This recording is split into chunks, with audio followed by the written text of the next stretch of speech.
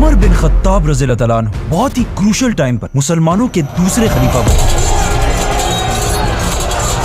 क्योंकि at the same time मुसलमान उस वक्त दुनिया के सबसे बड़े सुपर पावर्स रोमन और पर्शियन एम्पायर से लड़ रहे थे।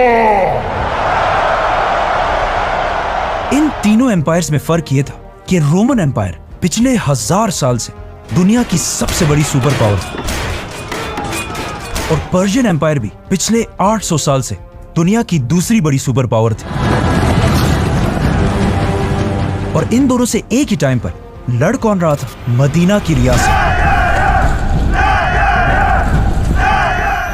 जो इस सब से सिर्फ कुछ ही सालों पहले बनी थी। लेकिन इन सब चीजों से डरने के बजाय हजरत उमर और बाकी सहाबा ने पहले खलीफा हजरत अबू बकर को रसूलुल्लाह सल्लल्लाहु अलैहि वसल्लम के पास दफना दिया, जिसके बाद पहली बार हजरत उमर मुसलमानों के खलीफा बने। नाउ जब मोहम्मद सल्लल्लाहु अलैहि वसल्लम जिंदा थे तो लोग उन्हें रसूलुल्लाह के टाइटल से पुकारते थे, लेकिन उनकी वफात के बाद लोग कंफ्यूज हो गए कि अब अबू बकर रज़ियल्लाहु तआला अन्हु के लिए कौन सा टाइटल यूज किया जाए। तो हजरत अबू बकर रज़ियल्लाहु तआला अन्हु ने अपने लिए बादशाह, सीजर और किसरा जैसे टाइटल्स छोड़कर खलीफा का नाम चूज किया। और अब हजरत अबू बकर के बाद हजरत उमर ने अपने लिए अमीरुल मोमिनीन का टाइटल चूज किया। जब हजरत उमर रज़ियल्लाहु तआला अन्हु खलीफा बने तो मुसलमानों की एक फौज खालिद बिन वलीद की लीडरशिप में रोमन एम्पायर में लड़ रही थी और एक दूसरी छोटी फौज पर्शियन एम्पायर में थी। लेकिन हजरत उमर को रोमन एम्पायर की फौज से ज्यादा पर्शियन एम्पायर की फौज की फिक्र थी, क्योंकि वहां खालिद बिन वलीद जैसा जनरल मौजूद नहीं था। खलीफा बनने के बाद जब उन्होंने देखा कि पूरे अरब से लोग उनके हाथ पर बैत करने के लिए मदीना आ रहे हैं, तो उन्होंने इस टाइम को यूज करके पर्शियन एम्पायर में मुसलमानों की मदद के लिए एक नई फौज जमा करना शुरू कर दी।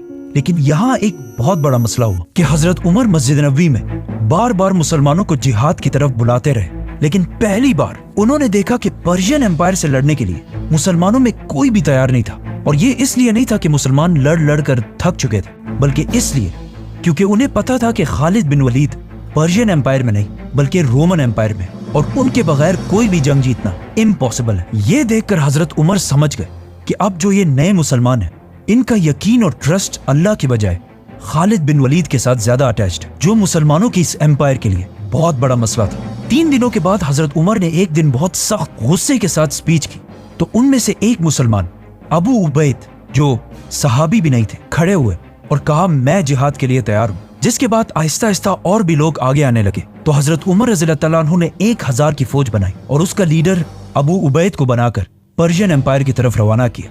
लेकिन ये एक बहुत बड़ा रिस्क था, क्योंकि अगर ये फौज पर्शियन एम्पायर से हार जाती तो उसके बाद खालिद बिन वलीद के बगैर मुसलमान कभी जंग नहीं लड़ते। और ऐसा ही हुआ, ये फौज पर्शियन एम्पायर में बहुत ही बुरी तरह हार गई। बट वेट, ये फौज अभी रास्ते में, अभी तक पहुंची नहीं है। जब ये फौज पर्शियन एम्पायर की तरफ आहिस्ता आहिस्ता जा रही थी तो उधर रोमन एम्पायर में मुसलमानों ने खालिद बिन वलीद की लीडरशिप में उस जमाने के शाम, सीरिया की सबसे इंपॉर्टेंट सिटी दमिश्क, दमास्कस को हर तरफ से घेर चुके थे। और इस फौज को काफी अरसे तक पता ही नहीं था कि अबू बकर रज़ियल्लाहु तआला अन्हु वफात पा चुके हैं और उनके बाद मुसलमानों का नया खलीफा हजरत उमर बने हैं। तो खालिद बिन वलीद की लीडरशिप में ये फौज कई दिन तक कोशिश करती रही कि किसी तरह इस किले के अंदर घुस सके, लेकिन दमास्कस कोई आम सिटी नहीं थी। इसे उस जमाने में पैराडाइज ऑफ सीरिया कहा जाता था, मतलब सीरिया की जन्नत। और अब तक अरब अपना सबसे बड़ा इंपोर्ट इसी सिटी से किया करता था, मतलब दमिश्क इस इलाके में सबसे पावरफुल सिटी थी। और उस जमाने में ये अरबों के लिए ऐसी सिटी थी जिस तरह आज लोगों के लिए न्यूयॉर्क हो। तो मुसलमानों ने उस वक्त की सबसे पावरफुल सिटी दमिश्क को हर तरफ से घेर लिया था। और खालिद बिन वलीद ने इस सिटी के हर मेन गेट पर अपने सबसे बेस्ट जनरल्स को खड़ा किया था, जिनमें से एक जनरल का नाम अबू उबैदा इब्न जर्राह था। आखिर बहुत कोशिश करने के बाद भी दमिश्क फतह नहीं हो सका, लेकिन फिर एक दिन अचानक दमिश्क से एक आदमी खालिद बिन वलीद के पास आया और उसे बताया कि कुछ ही दिन पहले दमिश्क के लीडर के घर बेटा पैदा हुआ है, जिसे सेलिब्रेट करने के लिए उन्होंने एक बहुत बड़ी पार्टी रखी, जिसमें रोमन एम्पायर की फौज को भी बुलाया। और इस पार्टी में ये सब इतनी शराब पियेंगे कि कोई भी अपने होशो हवास में नहीं रहेगा। तो खालिद बिन वलीद ने उसी रात मुसलमानों के एक ग्रुप को इस गेट के सामने खड़ा कर दिया और फिर खुद सिर्फ कुछ और मुसलमानों के साथ बिल्कुल खामोशी से दमिश्क की दीवार पर चढ़कर अंदर घुस गए और मुसलमानों के लिए अंदर से गेट खोल दी। और इस तरह मुसलमानों की फौज का एक समंदर किले के अंदर घुस गया और बहुत तेजी से मुसलमान ईस्टर्न साइड से इस किले को फतह करने लगे।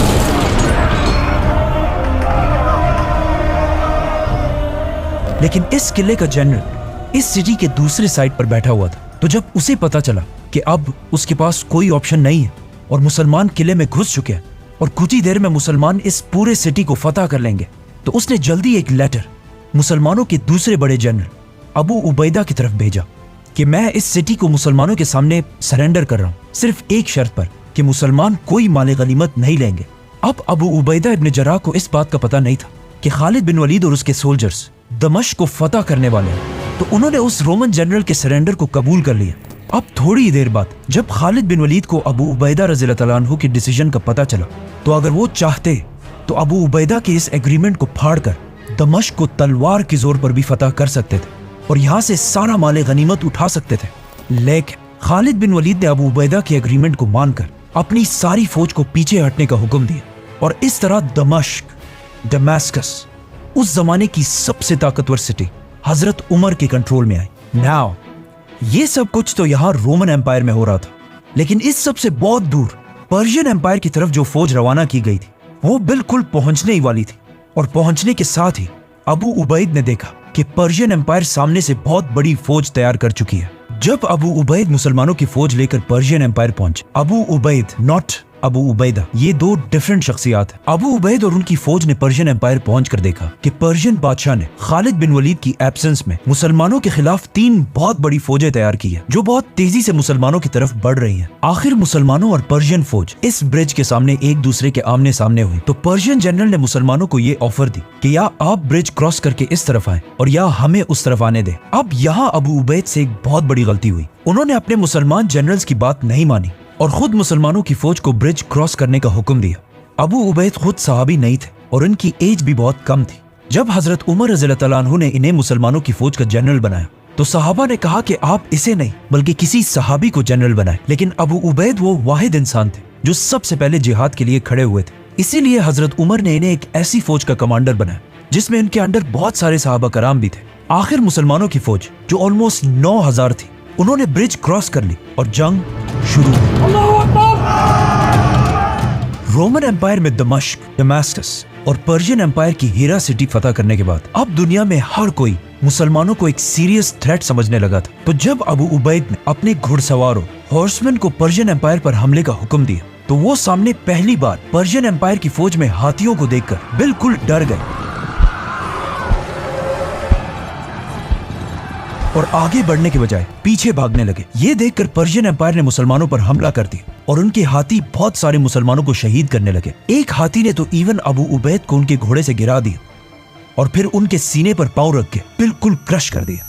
ये हिस्ट्री में पहली दफा था कि किसी जंग में मुसलमानों के जनरल को शहीद किया गया हो। तो जब मुसलमानों ने अपने जनरल को गिरता हुआ देखा, उनका हौसला बिल्कुल टूट गया और वो जंग के मैदान से पीछे हटने लगे। जब मुसलमान भागकर ब्रिज तक पहुंचे, तो उन्होंने देखा कि ब्रिज को किसी ने तोड़ दिया है। अब या तो इस ब्रिज को मुसलमानों की फौज में से किसी ने तोड़ा था और या इसे अबू उबैद के ऑर्डर्स पर ही तोड़ा गया था ताकि मुसलमानों के लिए जंग छोड़ना इम्पॉसिबल हो जाए। तो अब जब और कोई रास्ता भी नहीं था, तो बहुत सारे मुसलमान दरिया में कूदने लगे। ये सब देखकर मुसलमानों के दूसरे जनरल मुसन्ना ने फौज को दोबारा ऑर्गेनाइज किए और पर्शियंस पर पूरी ताकत के साथ एक आखिरी बार हमला कर दिया और पीछे खड़े मुसलमानों को ये ऑर्डर्स दिए कि जल्दी से ब्रिज को ठीक करो। आखिर मुसन्ना की बहादुरी की वजह से 3000 मुसलमान ब्रिज को क्रॉस करके इस साइड पर आए, लेकिन 9000 में से सिर्फ 3000 मुसलमान ब्रिज क्रॉस कर सके। मतलब 6000 मुसलमान इस जंग में शहीद हुए। ये पहली बार हुआ था कि मुसलमान कोई भी जंग इतनी बुरी तरह हार जाए और ये जंग हजरत उमर की खिलाफत की पहली जंग भी थी जिसमें उन्हें शिकस्त हुई। नाउ